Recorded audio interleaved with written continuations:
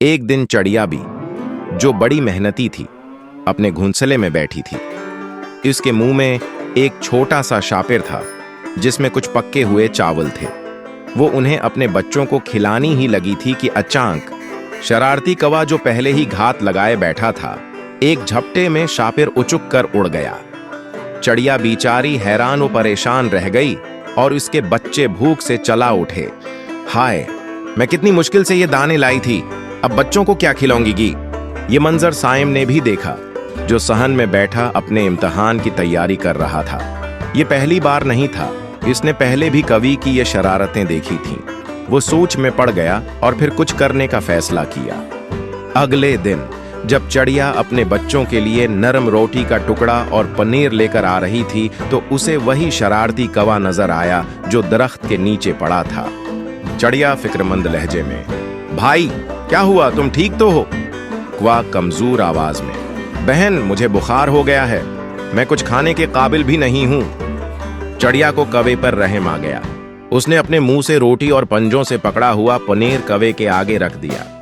ये खा लो, मैं बच्चों के लिए और ले आऊंगी। कौवा मसनूई अफसरदगी से, बहुत शुक्रिया बहन, तुम वाकई बहुत अच्छी हो।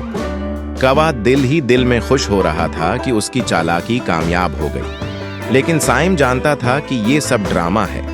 कुछ दिन गुजर गए और कौवा नजर न आया। चिड़िया के बच्चे खुश थे कि अब वो चैन से खा सकते हैं, मगर फिर अचानक शरारती कौवा फिर आ गया।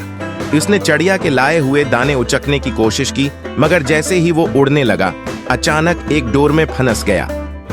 साइम, जो काफी दिनों से कौवे को देख रहा था, पास आया और मुस्कुरा कर बोला, साइम तंजिया अंदाज में, हाँ भाई, मैं तो समझा था तुम बदल गए हो, मगर तुम तो वही हो जो दूसरों का हक छीन कर खाता है।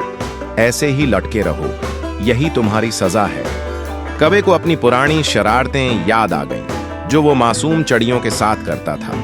उसकी आंखों में नदामत के आंसू आ गए और वो बेबसी से जमीन पर गिर गया। चिड़िया के बच्चे खुशी से चहचहा रहे थे, मगर चिड़िया खामोशी से कौवे को देख रही थी। चिड़िया हमदर्दी से, कौवा भाई, तुम्हें एहसास हो गया, यही बहुत है, मैं तुम्हें आजाद कर देती हूं। नहीं चिड़िया बहन, मेरी यही सजा है, मैंने बहुत बुरा किया था। चिड़िया ने कौवे के पैर में उलझी डोर निकालने की कोशिश की। इतने में साइम भी आ गया। चिड़िया ने तुम पर एहसान किया है, उम्मीद है तुम बदल जाओगे और अपनी मेहनत से रिस्क तलाश करोगे। मैं वादा करता हूं कि आइंदा कभी किसी का हक नहीं छीनूंगा। बहुत शुक्रिया चिड़िया बहन और साइम भाई। और फिर कौवा उड़ गया, मगर आज वो बदल चुका था। चिड़िया के बच्चों की खुशी से चहचहाहट। साइम बच्चों से मुखातब होकर, देखा बच्चों, चिड़िया की रहम दिल्ली ने शरारती कौवे को बदल दिया। अगर हम भी अच्छे अखलाक और नर्म लहजे से पेश आएं, तो हम भी दूसरों को बदल सकते हैं। चलो हम सब अहद करें कि खुद भी अच्छे बनेंगे और दूसरों का भी ख्याल रखेंगे।